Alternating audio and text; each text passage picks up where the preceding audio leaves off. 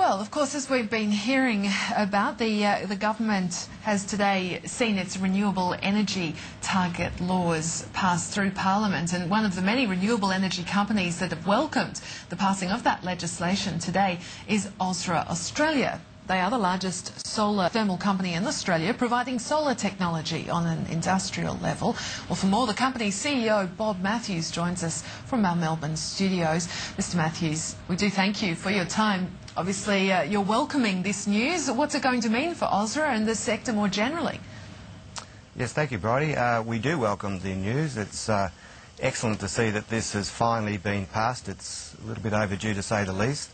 And it's really good to see that it's had the support of both the opposition and the Greens and, of course, the independents to get this really important legislation across the line. So how much capital do you expect this law will help mobilise? Well, this should release something in the order of $22 billion of capital into the renewable energy sector. And never mind the thousands of jobs, something in the order of 30,000 odd jobs will be created. So it's very important for the renewable energy sector and for the economy in general. Just looking, I guess, obviously some of the criticism has been that it will lead to increased costs for the consumer. How much of an impact do you think that's going to have?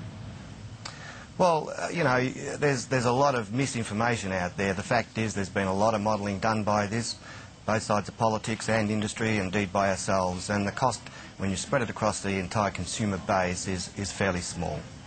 Just looking at the target, that 20%, I mean, how much do you think that will be reached by solar in years to come? That's a very good question.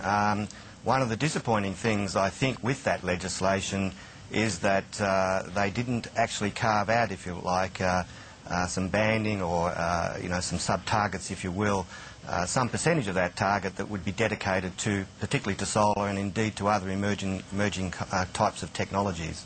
Just, I guess, on that price issue again, some analysts do say that perhaps the solar isn't at all price competitive either. I mean, how do you respond to those claims? Well, I mean, it is an emerging technology, and the reason why the Rudd government has introduced its flagship program and put such a substantial amount of funding behind that project is to enable new companies like Ausra to get its products on the market and to drive those prices down. That's the whole purpose of it. Is there anything in these laws that you're not happy with? No, all over it's very good. As I say, the only issue that we have is we have a flagship program there.